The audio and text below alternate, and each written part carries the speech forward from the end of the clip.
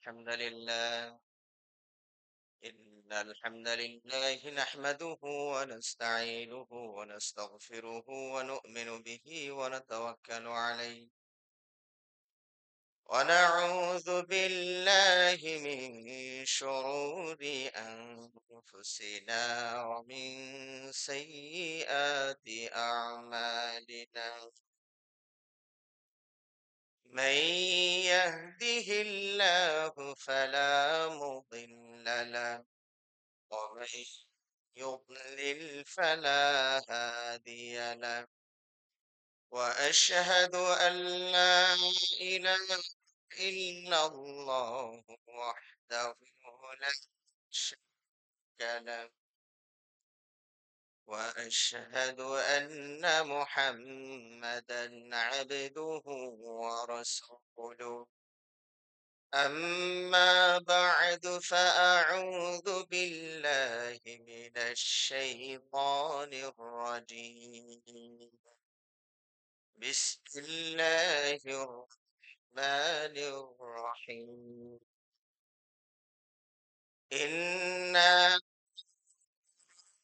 أنزلناه في ليلة القدر وما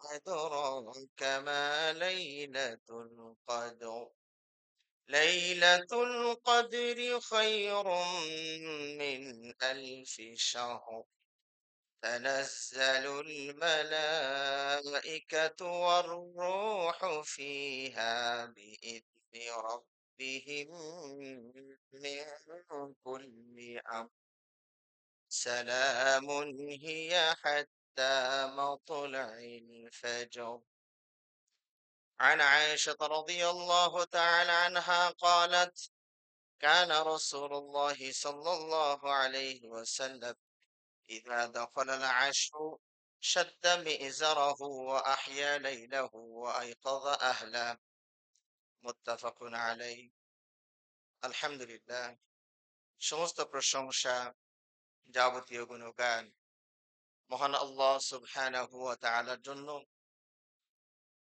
যিনি আমাদের মাঝে মাঝে বিশাল বিশাল অফার প্রদান করে থাকেন যাতে করে বান্দারা স্বল্প পরিশ্রমে বেশি অর্জন করতে পারে যে রব্বুল আলামিন এই সুবর্ণ সুযোগ আমাদেরকে দান করেন সে রব্বুল আলামিনের কৃতজ্ঞতা এবং শুকরিয়া জানাচ্ছি আলহামদুলিল্লাহ সালাত এবং সালাম শান্তির ধারা বর্ষিত হোক আমাদের প্রিয় নবী বিশ্ব নবী সর্বশেষ ও সর্বশ্রেষ্ঠ নবী নবী মুহাম্মদুর রাসূলুল্লাহ সাল্লাল্লাহু আলাইহি ওয়াসাল্লামের প্রতি সমবেত সম্মানিত মুসলিম বৃন্দ আজকের এই পবিত্র খুতবায় আমি আপনাদের সামনে যে বিষয় নিয়ে আলোচনা করার ইচ্ছা পোষণ করি সেটি হচ্ছে রমাদানের শেষ দশকের আমল রমাদানের শেষ দশকের আমল এই পুরো রমাদান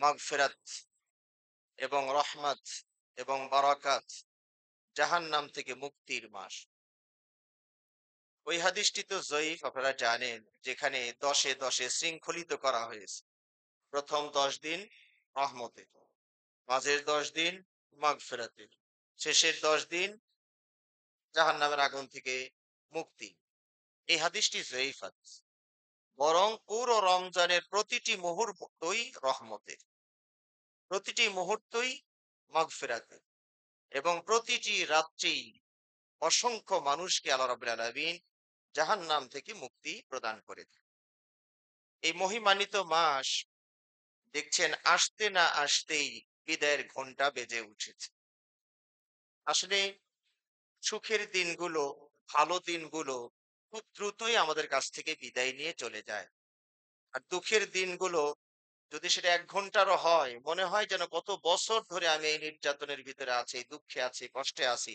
যেন পারই হচ্ছে না আর একটি মাস যখন শুরু হলো মনে হচ্ছিল যেন একটি মাস কিভাবে আমরা অতিক্রম করব কিন্তু দেখতে না দেখতেই শুরু হতে না হতেই এখন আমরা শেষ দশকে চলে আসছি 20টি দিন আজ অতিবাহিত হতে চলেছে সম্মানিত ভাইয়েরা এই রমাদান প্রতি বছরই আমাদের মাঝে আসে আর যায় আমাদের উন্নতি আর অবনতি কতটুকু হচ্ছে সেটাই কিন্তু বিবেচ্য বিষয়। প্রতিদিন, প্রতি বছর রমাদান যে আসছে আর যাচ্ছে, আমাদের যদি কোনো পরিবর্তন না হয়, আমরা যা তাই রয়ে গেলাম, তাহলে রমাদান এসে গিয়ে আমার আর আপনার কোনো লাভ হলো না। এইজন্য জীবনটাকে একটু নতুন ধাঁচে সাজানোর চেষ্টা করা উচিত। বিগত রমাদানের চেয়ে এই রমাদান যেন আরেকটু পরিস্ফুট হয়, আরেকটু মধুময় হয়, আরেকটু যেন এবাদতে অগ্রণী হওয়া যায়, সে চেষ্টা আমাদেরকে অব্যাহত রাখতে হবে। তো ২০ দিন চলে গিয়েছে। এই কটা দিনের একটু ক্যালকুলেশন করে দেখুন, হিসাব নিকাশ করে দেখুন যে আমার আপনার অর্জনটা আসলে কতটুকু। এই ২০ দিনেরটা একটু হিসাবটা করে নিয়ে সামনের যে ১০টা দিন আছে, এই ১০টা দিন যেন ওই ঘাটতিটা পুষিয়ে নেওয়া যায়। যা ক্ষতি হয়ে গেছে তা যেন এই বাকি ১০ দিনে আমরা কাটিয়ে উঠতে পারি। আল্লাহ রাব্বুল আলামিন সে তৌফিক আমাদেরকে দান করুন। আমিন। এই ১০টা দিন যখন আগমন করত, আমার আপনার নবী মুহাম্মদুর রাসূলুল্লাহ সাল্লাল্লাহু আলাইহি সাল্লামের জীবনের মোড়টা কিভাবে ঘুরে উঠতো দেখুন। আয়েশা রাদিয়াল্লাহু তাআলা আনহা বলছে, "ইযা দাখালাল আশর" এই রমাদানের শেষ দশক যখন প্রবেশ করে, এসে যায়, উপনীত হয়, আগমন করে। আল্লাহ নবী সাল্লাল্লাহু আলাইহি ওয়াসাল্লাম শাদ্দা মি'জারাহু তার লুঙ্গিটাকে আঁটসাঁট করে বেঁধে নিতেন। অর্থাৎ নিচের যে অংশটুকু। এটা দ্বারা কি বুঝায়? যখন কোনো সময় দেখবেন মানুষ ওই একটু অবস্থা মারামারির একটা অবস্থা পরিবেশ সৃষ্টি হয় বা শক্ত কাজ করার প্রয়োজন হয়, তখন ওই কাঁধের গামছাটা নিয়ে মাজায় বাঁধে। তার মানে শক্তির দরকার এখন। তো ওইটাকেই নবী সাল্লাল্লাহু আলাইহি ওয়াসাল্লাম আয়েশা রাদিয়াল্লাহু আনহা বোঝাচ্ছেন শাদ্দা মি'জারাহু। তিনি তার কোমরটাকে আঁটসাঁট করে বেঁধে নিতেন। আসলে পরনের কাপড় যেভাবে সেভাবেই থাকবে।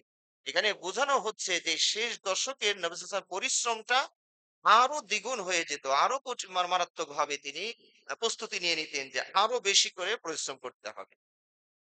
ওয়া আহইয়া লাইলাহু পুরো রাত তিনি জেগে থাকতেন। ওয়া আহইয়া লাইলাহু ওয়া আইকাযা আহলাহু পাশাপাশি এই ১০ টা দিনে তিনি তার নিজেই শুধু একা জাগতেন না, তার পরিবারের সদস্যদেরকেও জাগাতেন। সুবহানাল্লাহি বিহামদিহি সুবহানাল আযীম। সম্মানিত ভাইয়েরা, এখান থেকে যে শিক্ষণীয় বিষয়টা আমরা নিতে পারি সেটা হলো যে নবী সাল্লাল্লাহু আলাইহি সাল্লাম তিনি এত কষ্ট করে ইবাদত কেন করছেন? অথচ তার আগে পরের সব গুনাহ আল্লাহ মাফ করে দিয়েছে। قد غفر الله لك ما تقدم من ذنبك وما تأخر নবী আপনার তো আগে পরে সব গুনাহ আল্লাহ মাফ করে দিয়েছে। যে নবী দুনিয়াতে আগে পরে মানে অ্যাডভান্স ক্ষমা, অতীতে যা ভুল ত্রুটি ছোটখাটো নবী রাসূলদের তো কাবিরা গুনাহ নাই, এটা তো আপনারা সবাই জানেন। হয়তো ক্ষণিকের জন্য ২-১ টা ভুল হয়ে গেছে। আল্লাহ সঙ্গে, সঙ্গে এটা কারেকশন করে দিয়েছে। উদাহরণ না দিলে আবার আপনারা হয়তো ভুল বুঝবেন। বদরের বন্দির ব্যাপারে একটা সিদ্ধান্ত নিতে গিয়ে পরামর্শের ভিত্তিতে নবী সাল্লাল্লাহু আলাইহি ওয়াসাল্লাম কাজ করলেন। আল্লাহর এটা পছন্দ হয়নি। মানে ওমর রাদিয়াল্লাহু আনহুর পরামর্শটা আল্লাহর পছন্দ ছিল। এই কাফেরগুলোকে আমরা হত্যা করে ফেলবো। কারণ এরা কত বড় বেয়াদব, দুষ্ট, যে আমরা মক্কাতে যতদিন ছিলাম ততদিন তো আমাদেরকে জ্বালাইলো, মারলো, কত কিছু করলো। তো শেষে ঘর বাড়ি দালান কোঠা জায়গা জমি সব ছেড়ে দিয়ে আমরা পরদেশে এসে বসবাস করছি মদিনাতে। ওরা এখানেও আমাদেরকে নিরাপদে থাকতে দিবে না। সেই ৬০০ কিলোমিটার দূর থেকে এখানেও মারতে আসছে বদর যুদ্ধ। তো কত বড় ধৃষ্টতা! এই সকল জালেমদের এত সহজে ছেড়ে দেওয়াটা ঠিক না। সবসময় দয়ার হাত বাড়ানো ঠিক না। মাঝে, মাঝে একটু শক্ত হওয়া লাগে। তো আবু বকরের মত ছিল যে এরা আমারই ভাই, চাচা, আত্মীয়-স্বজন। আমাদের অর্থ সম্পদেরও এখন একটু দরকার। না, আমরা মুক্তিপণ নিয়ে ছেড়ে দেই। আর ওমর রাদিয়াল্লাহু আনহুর কথা ছিল একটা, একটা করে সাহাবাদেরকে ভাগ করে দিয়ে দেন। একটা, একটা করে জমিনে ফেলে ওগুলোকে দুনিয়া থেকে বিদায় দিয়ে। তো নবী সাল্লাল্লাহু আলাইহি ওয়াসাল্লাম যেহেতু দয়ার মানুষ ছিলেন, হয়তোবা এই লোকগুলো আবার ইসলাম কবুল করবে। তায়েফের ঘটনাও তো আপনাদের জানা আছে যে নবী সাল্লাল্লাহু আলাইহি ওয়াসাল্লামকে বলা হলো, "বলেন ২ পাহাড় চাপা দিয়ে এগুলোকে ফিনিশ করে।" কয়, "না, তাহলে আমি দাওয়াত দিব কাদের কাছে? সবগুলো ফিনিশই করি। তো দাওয়াতটা দিব কার কাছে? এরা কবুল করছে না, এদের বংশধর থেকে হয়তোবা কেউ কবুল করবে।" দেখেছেন নবীর দূরদর্শিতা? তাইফ তো আজকে ইসলামের আলো জ্বলে উঠেছে। আলহামদুলিল্লাহ। মেরে ফেললে তো শেষ হয়ে যেত। তো নবী সাল্লাল্লাহু আলাইহি ওয়াসাল্লাম ওই দয়ার্দ্র মানুষ। তিনি ওই আবু বকরের পরামর্শটা গ্রহণ করলেন। আল্লাহ রাব্বুল আলামিন এটা খুব একটা পছন্দ করলেন। ওমরের মতটা আল্লাহর পছন্দ ছিল। হ্যাঁ? তো আল্লাহ ওখানে বলেই দিলেন, আল্লাহর পক্ষ থেকে তাকদীর যদি আগে থেকে নির্ধারণ করা না থাকতো, তাহলে আজকে তোমাদের উপর একটা আযাব আমি পাঠিয়ে দিতাম। তাহলে একটা ভুল হয়ে গেল। কিন্তু আল্লাহ মাফ করে দিলেন, সংশোধন করে দিলেন। তো যেটা বলছিলাম যে নবী সাল্লাল্লাহু আলাইহি ওয়াসাল্লামের আসলে গুনাহ নাই। তারপরও আগাম ভবিষ্যতে হওয়ারও সম্ভাবনা নাই আলহামদুলিল্লাহ। তারপরেও আল্লাহ রাব্বুল আলামিন আগাম মাফ করে দিয়েছেন। সেই নবী যার অতীত বর্তমান সব ক্ষমা, সেই নবী যদি এত কষ্ট করে ইবাদত বন্দেগী করেন, তাহলে আমার আপনার কি করা উচিত একটু চিন্তা করে দেখুন। আমার আপনার কি করা উচিত? এর মানে আবার এমনটি বুঝবেন না যে তাহলে তো আমাদের তো সীমা লঙ্ঘন করে আরো বেশি ইবাদতে যাওয়া দরকার। না, ওইটাও নিষেধ। নবী সাল্লাল্লাহু আলাইহি ওয়াসাল্লামের নিয়মের মাঝেই থাকবে। অতিরিক্ত খুব বাড়াবাড়ি করতেও যাবেন না। ওই হাদিসটি আপনাদের স্মরণ করিয়ে দেই। ৩ জন ব্যক্তি নবী সাল্লাল্লাহু আলাইহি ওয়াসাল্লামের রাত্রিকালীন ইবাদতের পরিমাণ জানার জন্য, অবস্থা জানার জন্য নবী সাল্লাল্লাহু আলাইহি ওয়াসাল্লামের বাড়িতে আসেন। নবী সাল্লাল্লাহু আলাইহি ওয়াসাল্লামকে না পেয়ে তার বিবির সাথে কথাবার্তা হয় পর্দার আড়াল থেকে। যে নবী সাল্লাল্লাহু আলাইহি ওয়াসাল্লাম ইবাদতটা রাত্রিকালীন ইবাদতটা কেমন? তো আয়েশা রাদিয়াল্লাহু তাআলা আনহা প্রতিদিনের নিত্যদিনের যে রাতের ইবাদত সেটার একটা ফিরিস্তি তুলে ধরলেন। ৩ জন সাহাবী তাদের কাছে মনে হলো যে এবাদতের পরিমাণ খুব একটা বেশি না। কারণ তারা মনে করেছিলেন যেহেতু উনি নবী, মনে হয় ঘুমাই না, সারা রাত মনে হয় খালি ইবাদতেই থাকে। বর্ণনা শুনে মনে হচ্ছে যে তার ইবাদতের পরিমাণ অত বেশি নয়। পরেক্ষণেই তারা আবার নিজেদেরকে শুধরিয়ে নিচ্ছেন যে না, না এটা ঠিক আছে। নবী সাল্লাল্লাহু আলাইহি ওয়াসাল্লাম যেহেতু আগে পরে সব গুনাহ মাফ, উনার একটু কম, কম ইবাদত করলেও চলবে। কিন্তু আমরা তো আগেই পাপ রাশি নিয়ে বসে আছি। কুফরির জগতে এমন কোন পাপ নাই যে আমাদের জীবনে ঘটে নাই। হত্যা থেকে শুরু করে, ব্যভিচার থেকে শুরু করে, হারাম মাল উপার্জন থেকে শুরু করে সব গুনাহ তো আমরা করে ফেলেছি। আমাদের তো গুনার পাহাড় জমে গেছে। এটাকে দূর করার জন্য পরিশ্রমটা একটু বাড়িয়ে দিতে হবে। নবী সাল্লাল্লাহু আলাইহি ওয়াসাল্লাম কম করলে চলবে, আমাদের কম করলে চলবে। একজন বললেন, আমি যতদিন বেঁচে থাকবো প্রতিদিন শ্রম পালন করব। ৩৬৫ দিন, আরবি মাস হিসাবে ৩৬০ দিন, ৩৬০ দিনই আমি শ্রম পালন করব, প্রতিদিন। আরেকজন বলছেন, আমি সারা রাত জেগে ইবাদত করব, রাতে আর ঘুমাবো না। দিনে যা ইবাদত আছে তা তো করবেনই, সারা রাত জেগে নফল ইবাদত করব। আরেকজন বলছেন, কারণ একজন রাতের প্যাকেজ নিয়ে নিয়েছে, আরেকজন দিনের প্যাকেজ নিয়ে নিয়েছে। তো উনি পড়ে গেছেন মাঝামাঝি, তা নিবেন কোনটা? তো উনি বলছেন, আমি বিয়ে শাদী করব।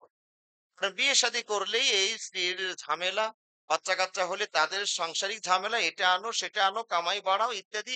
এই ঝামেলায় আমি যাব না। আমি ওইগুলো বাদ দিয়ে ইবাদত বন্দেগীতে দিনে রাত্রে তোমরা একটা নিছো, আমি বিবাহ সাথে বর্জন করে দিনে রাত্রে ইবাদতে ব্যস্ত থাকব। কথাগুলো বলে চলে গেলেন। আয়েশা রাদিয়াল্লাহু তাআলা কথাগুলো শুনেছিলেন। নবী সাল্লাল্লাহু আলাইহি ওয়াসাল্লাম বাসায় আসলে ৩ জন ব্যক্তির কথাগুলো নবী সাল্লাল্লাহু আলাইহি ওয়াসাল্লামকে আয়েশা রাদিয়াল্লাহু তাআলা জানালেন। নবী সাল্লাল্লাহু আলাইহি ওয়াসাল্লাম কাল বিলম্ব না করে দ্রুত লোকগুলোকে ধরার জন্য মসজিদের দিকে রওনা করলেন। এই তোমরা আমার বাসায় গিয়েছিলে? জি আল্লাহ রাসূল সাল্লাল্লাহু আলাইহি ওয়াসাল্লাম গিয়েছিলাম। এই কথাগুলো বলেছো?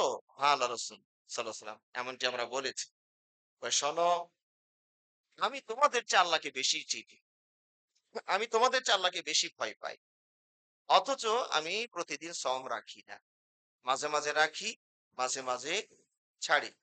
এবং আমি সারা রাত জেগেও এবাদত করি না। কিছু ঘুমাই, কিছু এবাদত করি। আর আমি বিয়ে শাদিও করেছি। স্ত্রীর সংখ্যাও কম না। সুতরাং ফামান রাগিবা আন সুন্নতি ফালাইসা মিন। যে আমার সুন্নাত থেকে সুন্নাতকে ওভারটেক করবে, আরো সামনে যাওয়ার চেষ্টা করবে, সে আমার দলের অন্তর্ভুক্ত নয়। তাহলে এই ওই ওই রমজানে শেষ দশকে এবাদতের কথা শুনে আবার যেন ওভারলোড কেউ দায়িত্ব না নিয়ে নেন যে নবী সাল্লাল্লাহু আলাইহি ওয়াসাল্লাম যা করেনি আপনি আবার সেটা করে বসবেন। কারণ বিদআতের খুব একটা ফলাফল ভালো নয়। বিদআতের ফলাফল খুব একটা মানে মোটেই ভালো নয়। কিছুক্ষণ আগেই আমি আপনাদের এই যে রেস্ট রুমে অবস্থান করছি। তো এক বেদাতি একটা ঘোষণা আমার কানে আসলো। হ্যাঁ, এই পাশে একটা মসজিদ থেকে ঘোষণা দেওয়া হচ্ছে যে আজকে জুমার দিন, আর অল্পক্ষণের মধ্যেই আজান হবে। আপনারা সবাই রেডি হয়ে সময় মতো মসজিদে উপস্থিত হয়ে যান। এটা কয় নম্বর আজান হইল? এটা হলো ৩ নম্বর আজান। মানে আগের বিদাতেও শান্তি হচ্ছে না। কারণ আজান তো ওখানে ২ টা দেওয়া হয়। আজান নবী সাল্লাল্লাহু আলাইহি ওয়াসাল্লামের যুগে একটাই ছিল। আবু বকরের যুগে একটাই ছিল। ওমর রাদিয়াল্লাহু আনহুর যুগেও একটাই ছিল। পরে ওসমান রাদিয়াল্লাহু আনহুর যুগে মানুষের সংখ্যা বেড়ে গেল আর সাউন্ড সিস্টেম ছিল না। এইজন্য জাওরা নামক বাজারে একটা আজান দিয়ে আসছে। সেটা মসজিদেও ছিল না। ছিল হচ্ছে পাশে দূরে একটা বাজার ছিল। ওই মানুষ এই আজান শুনবে না। ওখানে একটা আজান দিয়ে এসে আবার এখানে একটা মসজিদে আজান দিতেন। সেটা ওসমান রাদিয়াল্লাহু আনহুর ওই সময় প্রযুক্তির না থাকার কারণে এই ব্যবস্থা ছিল। পরে আলী রাদিয়াল্লাহু আনহুর যুগে এসে আবার এক আজানে নিয়ে গেলেন। যে না ওটা ওসমানের ইজতিহাদ ছিল। খোলাফায়ে রাশিদিনের উনিও একজন। উনি আবার আগের সুন্নতে ফিরে আসলেন। তো সেই ২য় আযানতেও মানুষ জড়ো হচ্ছে না। পরে আরেকটা আযান বাংলায় আযান দেওয়া লাগে। এই আযান মানে তো ডাকাডাকি। আসেন ভাই আসেন মসজিদে আসেন। হাইয়া আলাস সালাহ হাইয়া আলাল ফালাহ বাংলাটা বলেছে। তাহলে আরেকটা বিদআত দিলেন। তার মানে বিদআতের ফলাফল ভালো না। আর আমাদের যে মসজিদগুলো আমাদের ঢাকার মসজিদগুলো আলহামদুলিল্লাহ যেগুলো দেখবেন যেখানে এক আযান আছে। আমি আমাদের মিরপুরের মসজিদের কথাই বলি। আপনারা কখনো সুযোগ পেলে যাবেন। বা আব্দুর রাজ্জাক বিন ইউসুফ ওস্তাদ যেখানে খুতবা দেয় ওখানে একটু যাবেন। মানে কত আগে ঘন্টাখানেক আগেই মানুষ এসে মসজিদ ভরপুর হয়ে গেছে। সুন্নতের একটা বারাকা আছে। আলহামদুলিল্লাহ। সুন্নতের একটা বরকত আছে। তো আমরা যেটা বলছিলাম যে এই শেষ দশকে ইবাদতের ফজিলত শুনে মাত্রাতিরিক্ততে আবার যাওয়া যাবে না। নবী সাল্লাল্লাহু আলাইহি ওয়াসাল্লাম যেটুকু মাঝে সীমাবদ্ধ ছিলেন আমরা সেটুকুর ভিতরেই সীমাবদ্ধ থাকবো ইনশাআল্লাহ।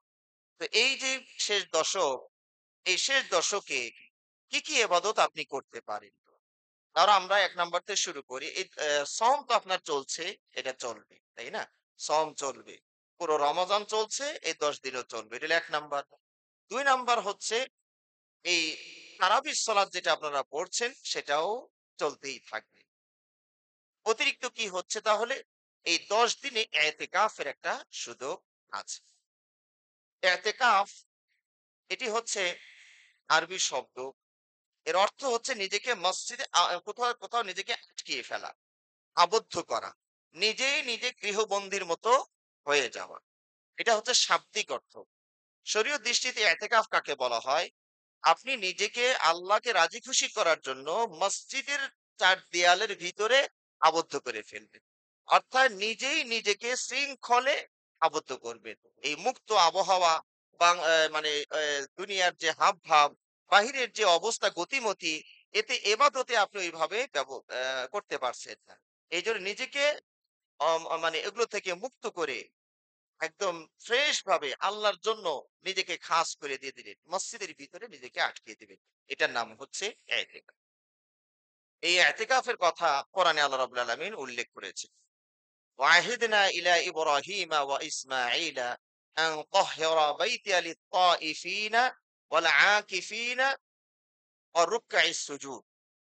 আমি ইব্রাহিম আলাইহিস সালাতু ওয়াস সালাম এবং ইসমাঈল আলাইহিস সালাতু ওয়াস সালামকে আদেশ করেছি। তাদের কাছ থেকে আমরা প্রতিশ্রুতি নিয়েছি যে তারা মসজিদকে ক্লিন রাখবেন, পরিষ্কার পরিচ্ছন্ন রাখবেন। নবী রাসূলের দায়িত্ব মসজিদ পরিষ্কার রাখা। সুবহানাল্লাহ। আমরা তো এটাকে নিম্ন একটা পেশা মনে করছি। এটা খাদেমের কাজ।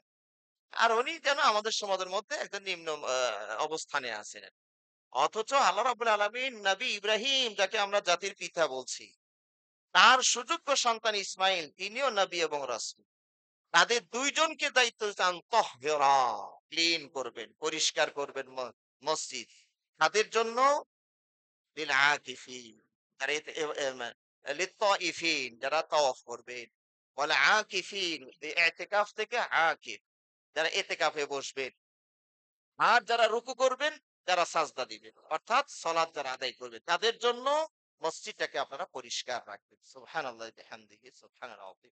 তাহলে এতেকাফের কথা আল্লাহ কোরআনে উল্লেখ করলেন। আরেকটি জায়গায় উল্লেখ করেছেন একটি মাসআলা সহ।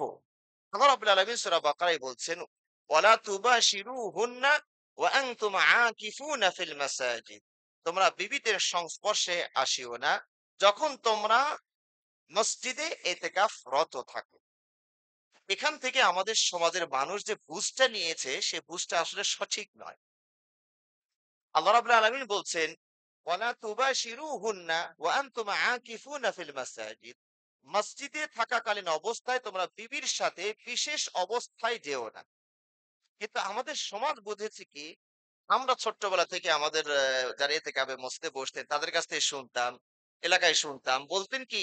এতেকাফে বসলে বিবি তো মানে দেখাও যাবে না। জানি না আপনাদের সমাজে ধ্যান ধারণা আছে কিনা। বিবিকে দেখাও যাবে না। কাজেই বিবি ওই আড়ালে, আড়ালে থাকবে।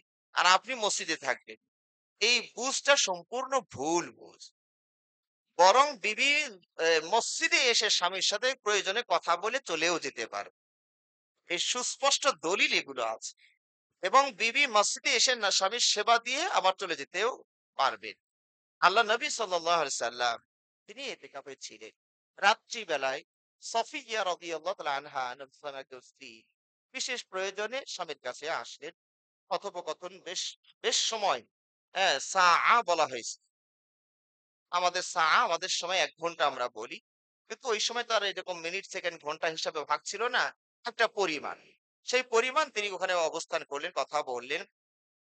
এরপরে যখন তিনি চলে যাচ্ছিলেন, আল্লাহ নবী সাল্লাল্লাহু আলাইহি ওয়াসাল্লাম তার ইতিকাফের জায়গা থেকে যদি ওই কোনায় বসে থাকেন, বিবিকে এগিয়ে দেওয়ার জন্য মসজিদের লাস্ট গেট পর্যন্ত গিয়েছে। বিবিকে এগিয়ে দিচ্ছেন।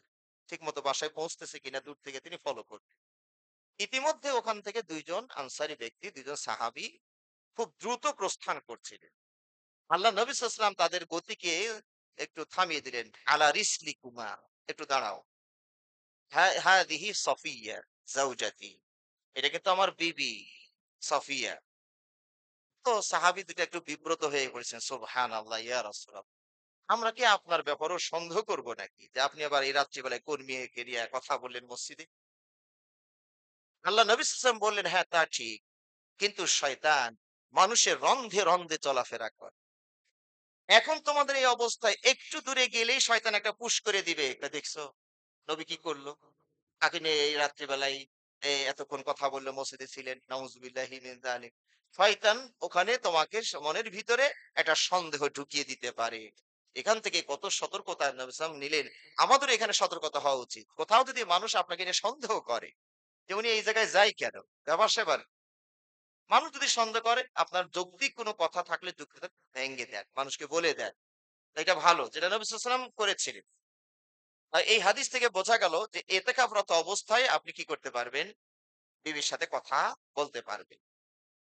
নবী সাল্লাল্লাহু আলাইহি ওয়াসাল্লাম আয়েশার ঘরটা নবী সাল্লাল্লাহু আলাইহি ওয়াসাল্লাম মসজিদ আর বাসা তো একই দেয়াল, এপার আর ওপার। নবী সাল্লাল্লাহু আলাইহি ওয়াসাল্লামের যখন মাথার চিরুনি করা দরকার হতো, মাথাটা একটু ধোয়ার দরকার হতো, তখন ওই যে পর্দার উঠিয়ে ঘরের দিকে মাথাটা বের করে দিতেন।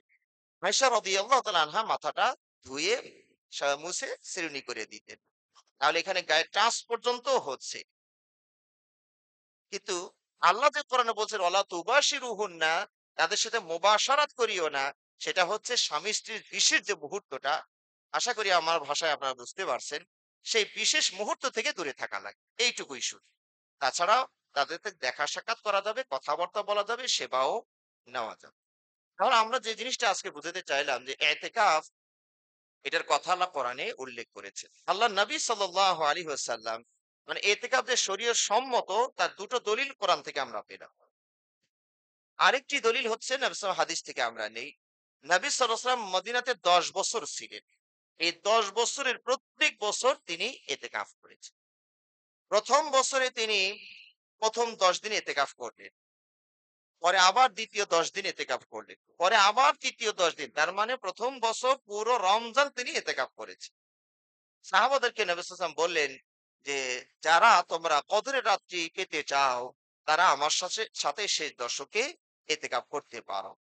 কারণ নবী সাল্লাল্লাহু আলাইহি ওয়াসাল্লাম বোঝা গেল যে কদরের মহা যে উদ্দেশ্য, সেটা হলো কদরের রাত্রিটা যেন আমরা নির্ভেজাল ভাবে পেয়ে যাই। দুনিয়ার ঝামেলা মুক্ত অবস্থায় পেয়ে যাই। এজন্য নবী সাল্লাল্লাহু আলাইহি ওয়াসাল্লাম মসজিদে ১ম ১০ দিন খুঁজছিলেন যে এর মাঝে আছে কিনা। দেখলেন তো নাই। পরের দশকও আবার ইতিকাফ করলেন। ওখানেও দেখছেন কদর রাত্রি এর মাঝেও নাই। পরে নবী সাল্লাল্লাহু আলাইহি ওয়াসাল্লাম জানতে পারলেন সেটা শেষ দশকের বেজোড় রাত্রিগুলোর কোনো একটা রাত্রিতে হবে। এজন্য নবী সাল্লাল্লাহু আলাইহি ওয়াসাল্লাম পুরো ১০ দিনই সেখানে মসজিদে নিজেকে আবদ্ধ রাখতেন। তাহলে এই হাদিস থেকে বোঝা যায় যে ইতিকাফ শরীয়ত সম্মত। এবং নবী সাল্লাল্লাহু আলাইহি ওয়াসাল্লাম যখন দুনিয়া থেকে বিদায়ী হয়ে যান, মৃত্যুবরণ করেন, তার বিবিরা মসজিদে ইতিকাফ করতেন। এখান থেকে এই মাসলা বোঝা গেল যে বিবিরাও মেয়েরাও মসজিদে এতেকাফ করতে পারে। শর্ত হচ্ছে যদি নিরাপদ পরিবেশ দেওয়া যায়, কোনো ফিতনার আশঙ্কা যেন না থাকে। তাহলে মেয়েরাও এতেকাফে বসতে পারে। তাহলে এই সকল হাদিস থেকে আমরা সুস্পষ্টই বুঝতে পারি যে এটা দলিল শরীয়ত এটাকে সাপোর্ট করেছে, অনুমোদন দিয়েছে।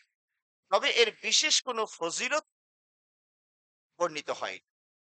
বর্ণিত হয়নি মানে এটা বুঝবেন না যে তাহলে ফজিলতই নাই।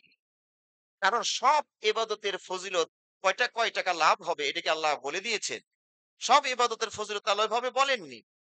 আল্লাহ যদি কোনটাকে অনুমোদন দিয়ে দেন, অবশ্যই এটার কি আছে? প্রতিদান আছে। সেটার প্রতিদানের সওয়াবের কথা আমরা জানতে পারি বা না পারি। সর্বনিম্ন যে প্রতিদানের কথা আল্লাহ রাব্বুল আলামিন বলেছেন সেটা কি? কোরআনে আল্লাহ উল্লেখ করেছেন, মান জাআ বিল হাসানাতি ফালাহু আশরু আমসালিহা। যারা যে কোনো ধরনের পুণ্যের কাজ করবেন, তাদের সর্বনিম্ন অর্জন হচ্ছে ১০ টি সওয়াব। এর নিচে আল্লাহ যখন কাউকে আপনাকে প্রদান করবেন, ১০ এর নিচে কোনো ভিক্ষা তিনি দিবেন না। সুবহানাল্লাহি বিহামদিহি, সুবহানাল্লাহ আযীম। এছাড়াও আরো প্রাসঙ্গিক কিছু কথা যদি এখানে নিয়ে আসেন, তাহলে ইতিকাফের একটা বিশাল মর্যাদা কথা বিভিন্ন হাদিসের বুঝ থেকে আপনি নিতে পারবেন।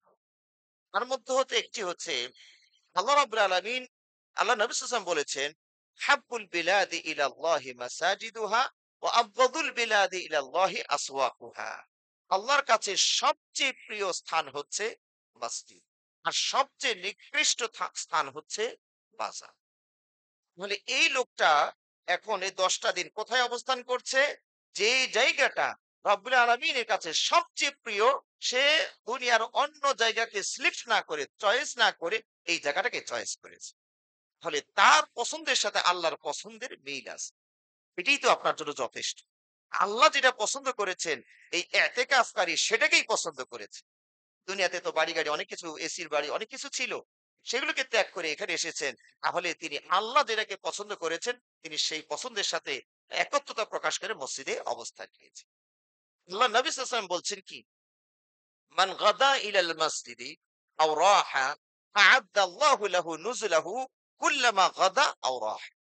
যে ব্যক্তি মসজিদে আসা যাওয়া করবে, সকাল সন্ধ্যা দিবানিশি যেকোনো সময় আসা যাওয়া করবেন, আল্লাহ রাব্বুল আলামিন আপনার জন্য একটা সুন্দর মনোরম পরিবেশের রেস্ট রুমের ব্যবস্থা করবেন, যেখানে খাদ্য পানীয় পর্যাপ্ত পরিমাণ থাকবে। সুবহানাল্লাহ। শুধু মসজিদে যে আমি আপনি মুসাফিরের মতো আসলাম, সালাত পড়লাম, চলে গেলাম, এইটুকুতেই যদি এত বড় ফজিলত হয়, তো এই লোকটা তো ১০ দিনের জন্য এখানে আছে। তাহলে এর মর্যাদা কত বেশি হবে চিন্তা করে দেখুন। আল্লাহ নবী সাল্লাল্লাহু আলাইহি ওয়াসাল্লাম বলেছেন, সাবআতুন ইযিল্লুহুমুল্লাহু ফি যিল্লিহি ইয়াওমা লা যিল্লা ইল্লা যিল্লুহু, ইমামুন আদিলুন ওয়া শাবুন নাশা ফি ইবাদাতিল্লাহ ওয়া রাজুলুন কলবুহু মুআল্লাকুম বিল মসজিদ আও মাসাজিদ। ৭ শ্রেণীর মানুষকে আল্লাহ রাব্বুল আলামিন আরশের ছায়ায় স্থান দান করবেন। তার মধ্যে হতে ওই ব্যক্তিটাও স্থান পাবে যার হৃদয়টা মসজিদের সাথে ঝুলন্ত থাকে, লটকানো থাকে। মসজিদের সাথে তার হৃদয়ের সম্পর্ক আছে। সুবহান। তো আমি আপনি বাহিরে থেকে মসজিদের সাথে একটু সম্পর্ক রাখবো, তাতেই যদি আরশের ছায়া স্থান লাভ হয়, এই লোকটা ১০ দিন এখানেই থাকবে। তাহলে তার স্থানটা কি হবে চিন্তা করে দেখুন। সুবহানাল্লাহ। আল্লাহ নবী সাল্লাল্লাহু আলাইহি ওয়াসাল্লাম বলেছেন, বাশশিরিল মাশাঈনা বাশশিরিল মাশাঈনা ফি যুলামি ইলাল মাসাজিদি বিন-নূরি তাম্মি ইয়াউমাল কিয়ামah। যারা অন্ধকারে, বিশেষ করে ফজর, মাগরিব, এশা, এই ২ সময় অন্ধকারের সময় বাসা থেকে হেঁটে হেঁটে বা যেভাবেই হোক মসজিদে চলে আসে, আল্লাহ নবী সাল্লাল্লাহু আলাইহি ওয়াসাল্লাম বলছেন তাকে আপনি পরিপূর্ণ নূরের শুভ সংবাদ দিয়ে দিন। কিয়ামতের দিন তার পরিপূর্ণ সে জ্যোতির মালিক হবে। সুবহানাল্লাহ। যেখানে পুলসিরাত পার হওয়ার জন্য মারাত্মক বিপদে পড়তে হবে, বিদঘুটে অন্ধকার, চুলের চেয়েও চিকন, ধারালো তলোয়ারের চেয়েও ধারালো, পিচ্ছিল আর পিচ্ছিল, জনমের পিচ্ছিল, পা দিবেন এক জায়গায় সরকে নিয়ে যাবে জাহান্নামের ভিতরে। সেই জায়গায় আল্লাহ রাব্বুল আলামিন আপনাকে অফার দিচ্ছেন এই ৩ ওয়াক্ত সালাত। বিশেষ করে এশা এবং ফজর ২ ওয়াক্ত সালাত অন্ধকার থাকে। এই সময় যারা মসজিদে আসা যাওয়া করবেন, তাদের জন্য এত বড় শুভ সংবাদ, এত বড় লাভের কথা আল্লাহ বলেছেন। আর এই লোকটা মসজিদে অন্ধকারের মধ্যেই ঘুমাবে, অন্ধকারের মধ্যেই থাকবে। তাহলে এর মর্যাদা কত বেশি হবে চিন্তা করে দেখুন। সুবহানাল্লাহি বিহামদিহি, সুবহানাল্লাহ। সম্মানিত ভাইরা, এই এতেকাফ শরীয়ত সম্মত, এর ফজিলত বিশাল। এই এতেকাফ এর সময়টা কখন হবে? আপনি এতেকাফের জন্য রমজান মাসেও করা যায়, রমজান মাস ছাড়াও এতেকাফ করা যায়। আল্লাহ নবী সাল্লাল্লাহু আলাইহি ওয়াসাল্লাম কোন এক বছর ইতিকাফের জন্য প্রস্তুতি নিয়েছেন। তো ফজরের সময় সালাম ফিরিয়ে দেখেন যে অনেকগুলো তাঁবু মসজিদে দেখা যাচ্ছে। এইগুলো কাদের? ভাই আপনার বিবিরা এখানে তাঁবু গেড়েছে আপনার সাথে ইতিকাফ করবে। তখন নবী সাল্লাল্লাহু আলাইহি ওয়াসাল্লাম একটু মানে মূল রহস্যটা বুঝে ফেলেছে। তখন বলতে আল বিররা তুরিদনা, এরা কি সওয়াবের আশায় না সতীনের পরস্পরের মনোমালে প্রতিযোগিতা? অর্থাৎ তারা কি সওয়াবের আশায় মসজিদে সবাই আসলো, নাকি ও বিবি বসছে তাহলে তো ও নবীর সংস্পর্শে তাহলে আমিও বসি, তাহলে আমিও বসি, না সতীনে সতীনে কোনো সমস্যা এখানে আছে যে উনি যেহেতু মসজিদে আছে তার নবীর সাথে কথা বলতে পারবে, আমিও তাহলে বসি, আমিও তাহলে বসি। মানে নবী সাল্লাল্লাহু আলাইহি ওয়াসাল্লামের একটা আশঙ্কা হলো যে এরা আল্লাহর ওয়াস্তে বসে নাই, এরা অন্য কোনো উদ্দেশ্যে বসতে পারে। এই জন্য নবী সাল্লাল্লাহু আলাইহি ওয়াসাল্লাম বলেন এই সবগুলো খোলো, আমারটাও খোলো। আজকে উনি ওই বছর তিনি ইতিকাফই করলেন। পরে এটাকে কাজা হিসাবে শাওয়ালের প্রথম ১০ দিন তিনি ইতিকাফ করেন। সেখান থেকে অনেক মাসআলা পাওয়া গেল। তার মধ্যে একটি হচ্ছে যে এতেকাফ শুধু শাওয়ালই যে হবে, রমাদান যে হবে তা কিন্তু নয়। আপনি ইচ্ছা করলে ১ মাস এতেকাফ করতে পারেন। ইচ্ছা করলে তারও বেশি কম করতে পারেন এবং সেটা দিনেও করতে পারেন, রাতেও করতে পারেন। সম অবস্থায় করতে পারেন, সম ছাড়াও করতে পারেন। অনেকে অসুস্থ মানুষ আছেন, সম রাখতে পারছেন না। কিন্তু হয়তো মনে করছেন তাহলে এতেকাফ যে করব, আমি যে সম রাখতে পারি না, সমস্যা কি? আপনার তো আল্লাহ ছাড় দিয়ে দিয়েছেন যে আপনি যেহেতু পারছেন না ফিদিয়ে দিয়ে দেন। যিনি একদমই পারছেন না তিনি ফিদিয়ে দিবেন। যিনি এতেকাফের নিয়ত ছিল হঠাৎ করে অসুস্থ হয়ে পড়েছেন, সওম রাখতে পারছেন না, বাকি কাজ তার করা সম্ভব। তাহলে তিনিও এতেকাফে বসতে পারেন। সওম তিনি পরে রাখবেন, যখন তার সুযোগ হবে তখন তিনি রাখবেন। তো এই অবস্থাতেও কি করা যায়? মসজিদে সওম এতেকাফ করা যায়। তাহলে এতেকাফের জন্য সওমটা শর্ত নয়, উত্তম বলতে পারেন। সওমটা শর্ত নয়, উত্তম। ২ নাম্বার হচ্ছে সওমটা এতেকাফের জন্য রমজানই শর্ত নয়, রমজান ছাড়াও এতেকাফ করা যায়। তবে সর্বনিম্ন পরিমাণ কতটুকু হবে সেটা একদম সুস্পষ্ট হাদিসে আসেনি। তবে একটি হাদিসের থেকে একটু সহযোগিতা নেওয়া যায়। সেটা হলো ওমর ইবনে খাত্তাব রাদিয়াল্লাহু আনহু বলছেন যে আ কুনতু নাযারতু আন আ'তাকিফা ফিল মাসজিদিল হারাম, কুনতু নাযারতু ফিল জাহিলিয়্যা আন আ'তাকিফা লাইলাতান ফিল মাসজিদিল হারাম। ওমর ইবনে খাত্তাব নবী সাল্লাল্লাহু আলাইহি ওয়াসাল্লামকে বলেন, ইয়া রাসূলুল্লাহ, আমি তো একটু নিয়ত করেছিলাম, নজর মেনেছিলাম, মানত করেছিলাম। নজর, মানত, মানসি যে ভাষা আপনারা বোঝেন। তো ঐরকম একটা নজর মেনেছিলাম। জাহিলি যুগে যে ১ রাত আমি মসজিদে হারামে এতেকাফ করব। আল্লাহ নবী সাল্লাল্লাহু আলাইহি ওয়াসাল্লাম বললেন, ফাআউফি বিনাযরিক, তুমি তোমার নজরকে পূরণ করো। এই হাদিস থেকে বোঝা গেল কতগুলো মাসলা পেলেন যে কমপক্ষে এতেকাফের সর্বনিম্ন একটা অবস্থা হলো ১ রাত। একটা দলিল আমরা কিন্তু পেলাম ১ রাত। মানে এটা যদি বৈধ না হতো তাহলে অমরকে অনুমতি দিতেন না। আরে তুমি ১ রাত এতেকাফ করছে তো হবে না। কমপক্ষে একটা দিন একটা রাত মিলে করবা। নবী সাল্লাল্লাহু আলাইহি ওয়াসাল্লাম তা যেহেতু বললেন না, বোঝা গেল এটা শরীয়ত সম্মত। এবং এখানে আরেকটা মাসলা দেখেন, সওম যে শর্ত না, আর এখানে দলিল পাওয়া গেল। তুমি রাত্রিবেলায় ইবাদত এতেকাফে বসবা, সওম কখন রাখবা? রাত্রিতে তো সওম হয় না। তাহলে সওম ছাড়াও তো এতেকাফ করা যায়, সে দলিলও এখানে আছে।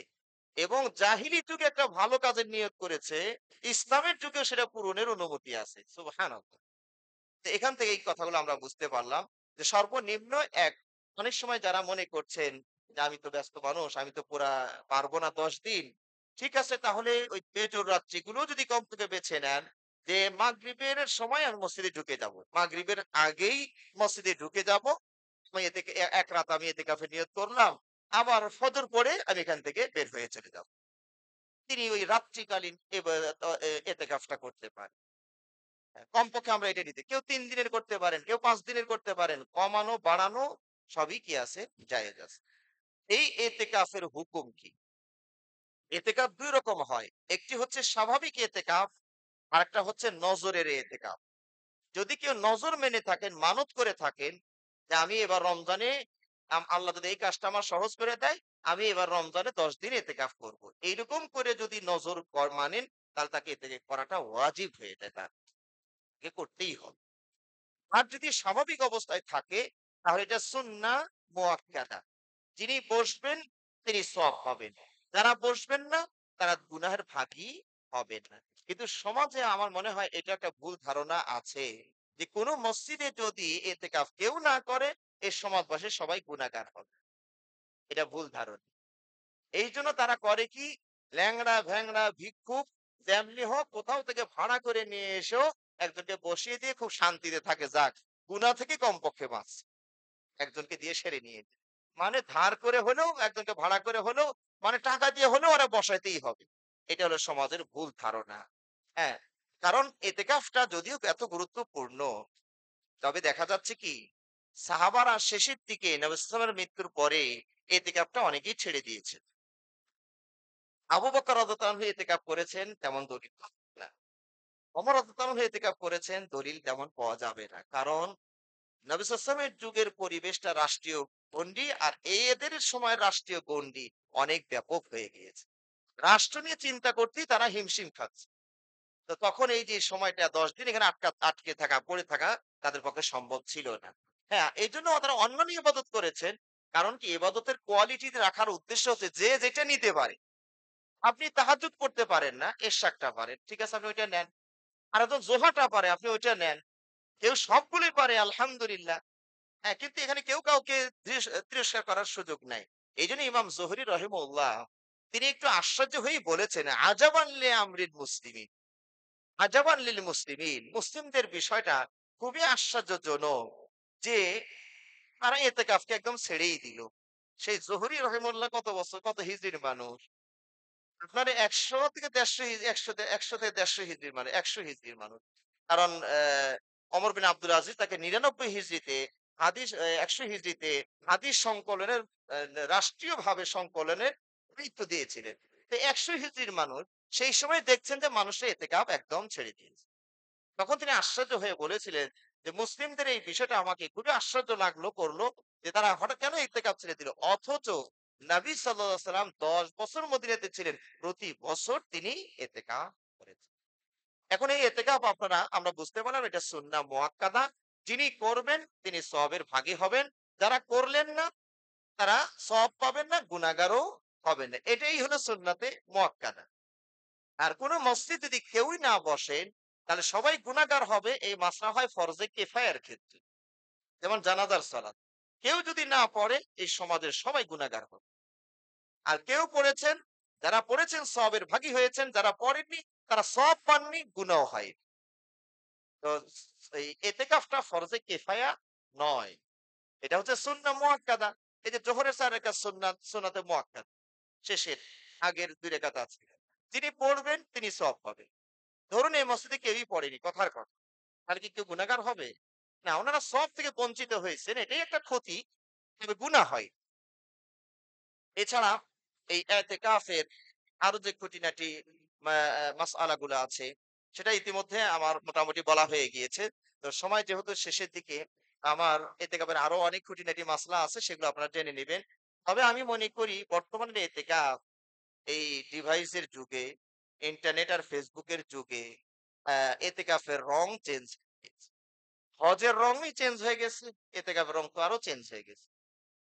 সেটাই আপনার আহ শাইখুল ইসলাম ইবনুল কাইয়্যিম রাহিমাহুল্লাহ সেই ১২০০ হিজরির মানুষ। ওই সময় তিনি দুঃখ করে বলেছেন যে নবী সাল্লাল্লাহু আলাইহি ওয়াসাল্লামের এতেকাফের এক কালার আর এই যুগের মানুষের এতেকাফের আরেক কালার। তো আমার কাছে মনে হয় যদি শাইখুল ইসলাম ইবনুল কাইয়্যিম রাহিমাহুল্লাহ এই যুগের মানুষের এতেকাফ দেখতেন তো কি যে মন্তব্য করতেন, তো আল্লাহ মাহবুব ভালো জানে। এখন আমরা হজ আর এগুলো সবই সেলফিতে নিয়ে চলে গিয়েছি। হজে দেখবেন খালি সেলফি, খালি সেলফি। কাবার সামনে সেলফি, মাকাম ইব্রাহিমের সামনে সেলফি, এখানে সেলফি, ওখানে সেলফি, আর মুহুর্মুহু টেলিফোন। জিকির করবে কোন সময়, দোয়া পড়বে কোন সময়, মোবাইলে কথা বলেই সারতে পারে। তো এতেকাফ যদি আপনি বসলেনই, মোবাইল যদি সাথে এসে যায় তো গোটা দুনিয়াই তো আপনার সাথে এসে গেল। এই যে নজরুল ইসলাম যেটা বলেছিলেন, বিশ্বজগৎ দেখবো আমি আপন হাতের মুঠোয় পুরে।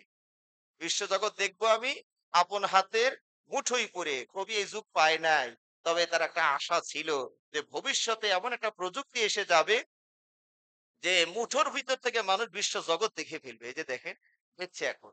এই জন্য আমরা বলি এদিকে অবস্থায় অ্যান্ড্রয়েড সেটটা না নিয়ে এসে খুব জরুরি কারণে একটা নর্মাল একটা সেট আনতে পারেন, কদাচিৎ যেন যোগাযোগ গুলো মানা যায়।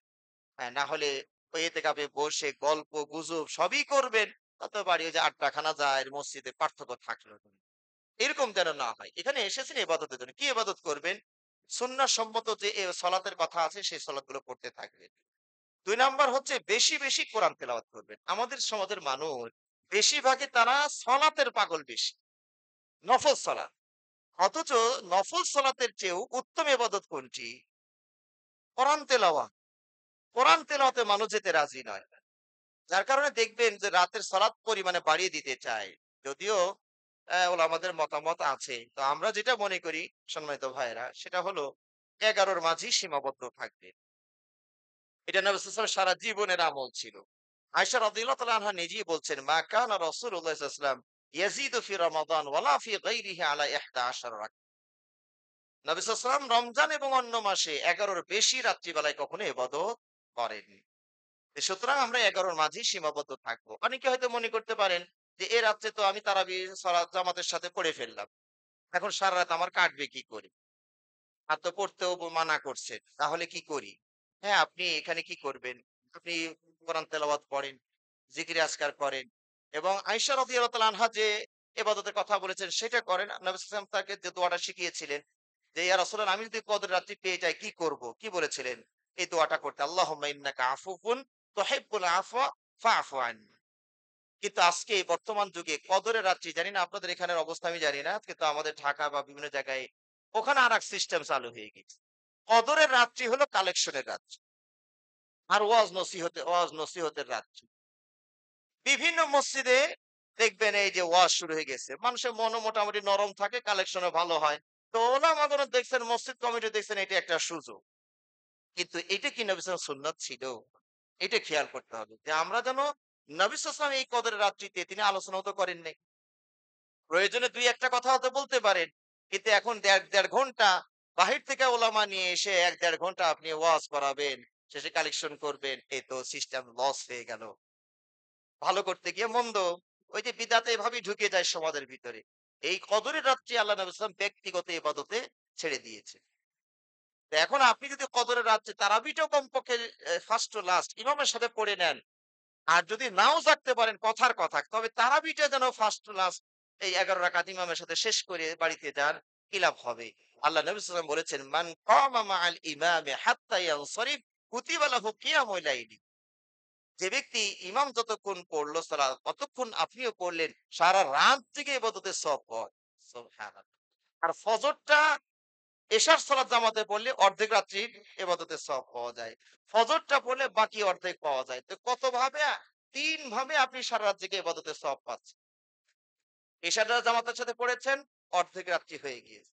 ফজর পড়লেন, বাকি অর্ধেক। এই দিক দি এ ওই দিক দিয়ে অর্ধেক, অর্ধেক করে সারা রাত জেগে ইবাদত সওয়াব পেয়ে গেলেন। তারাবির সালাত জামাতের সাথে পুরাটা পড়েছেন, সারা রাত জেগে ইবাদত হয়ে গিয়েছে। ২ দিক দিয়ে হইল। ৩ নাম্বার সত্যিকারেই আপনি আবার রাত জেগেই ইবাদত করলেন।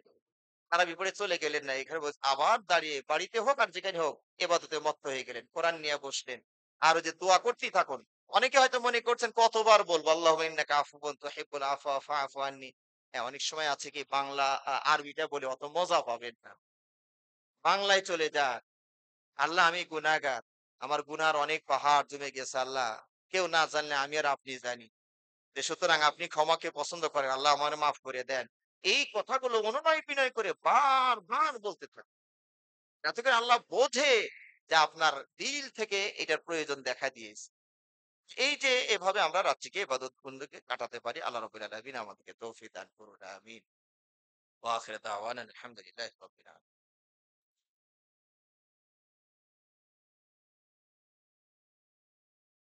إن الحمد لله وحده والصلاة والسلام على من لا نبي بعده وعلى آله وأصحابه ومن تبعهم بإحسان إلى يوم الدين أما بعد সম্মানিত মুসলিমবৃন্দ, আমরা যে ১০ টি দিনের ইবাদতের কথা বলেছি, কোরআন তেলাওয়াতটা আপনারা বেশি, বেশি করবেন। আল্লাহ কোরআনে বলে দিয়েছেন, "আল্লাযীনা আতাইনাহুমুল কিতাবা ইয়াতলুনাহু হাক্কা তিলাওয়াতিহি।" যাদেরকে আমি কিতাব দিয়েছি তারা যথাযথভাবে তেলাওয়াত করে। তেলাওয়াতটা অর্থসহ বুঝে পড়ার একটু চেষ্টাও করেন। একটা পৃষ্ঠা কোরআন পড়েন, পরে বাংলাটা পড়ে নেন। বাংলাটা আগে পড়েন, পরে আরবিটা পড়ে নেন। তাহলে আপনি কমপক্ষে বুঝতে পারবেন আপনার রব কি দিক নির্দেশনা দিচ্ছে। এই অভ্যাসটা আমরা গড়ে তোলার চেষ্টা করি। বাকি আপনাদের এখানে প্রতিষ্ঠান আছে, মসজিদ আছে। এখানে কত কাজ আছে, ফাউন্ডেশন দিয়ে কাজ শুরু করতে হবে।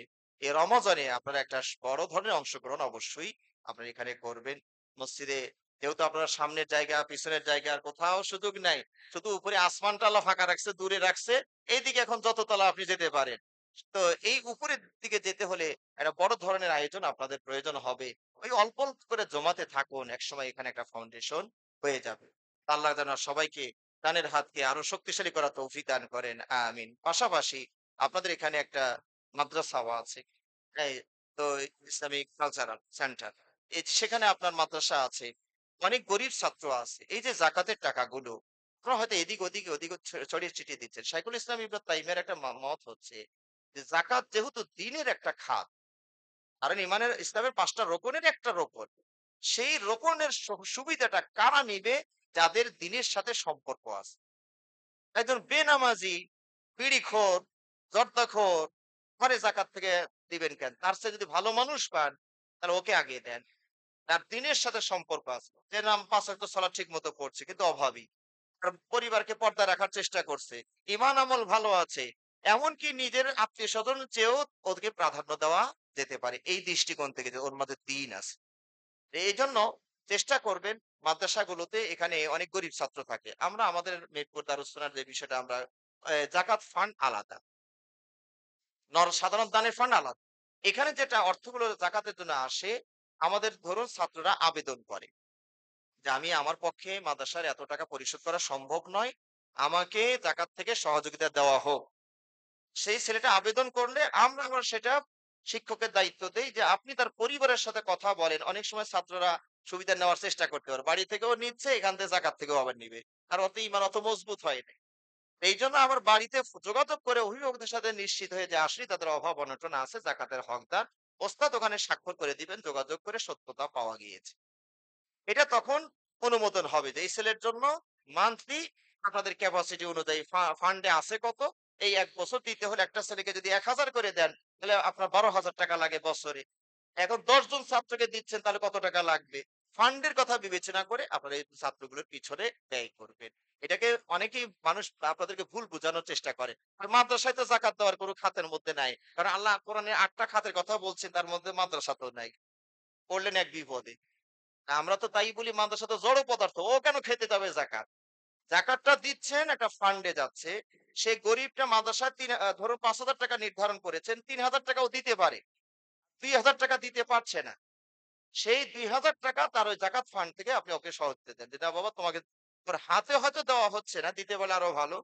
তো তার সেই অ্যাকাউন্ট থেকে ট্রান্সফার করে দেন। যে ১০ জন ছাত্রের জন্য আমরা ২,০০০ করে যাকাত ফান্ড থেকে এবার ১০ দুগুণে ৳২০,০০০ প্রতি মাসে যাকাত থেকে সাধারণ ফান্ডে ট্রান্সফার হবে। ওদের বেতন বাবদ ওখান থেকে কেটে নেওয়া হয়েছে। সুতরাং যেন ভুল বোঝার সুযোগ না থাকে। আপনারা স্বতঃস্ফূর্তভাবে সেখানে অংশগ্রহণ করবেন। আল্লাহ আমাদের সবাইকে তৌফিক দান করুন। আমিন। রব্বুল আলামিন।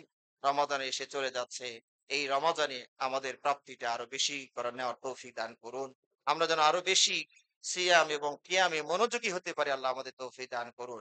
আল্লাহ আমাদের জীবনের সমস্ত গুনাহ খাতাগুলো মাফ করে দিন। রব্বুল আলামিন আমাদের শিরিক গুনাহ, বেদাতি গুনাহ, কুফরি গুনাহ, জানা অজানা অনেক গুনাহ আমরা করেছি। রব্বুল আলামিন মেহেরবানি করে আমাদের সকল গুনাহ আল্লাহ মাফ করে দিন। আল্লাহ রাব্বুল আলামিন আমাদের এই শেষ দশককে আরো ভালোভাবে ইবাদত করার তৌফিক দান করুন। আমাদের আত্মীয়স্বজন যারা অন্ধকার কবরে শুয়েই আছেন, আল্লাহ তাদের কবর আযাবকে মাফ করে দিন। সুবহান রাব্বিকা রাব্বিল ইজ্জাতি আম্মা ইয়াসিফুন ওয়া সালামুন আলাল মুরসালিন ওয়ালহামদুলিল্লাহি রাব্বিল আলামিন। দাঁড়িয়ে কথা শেষ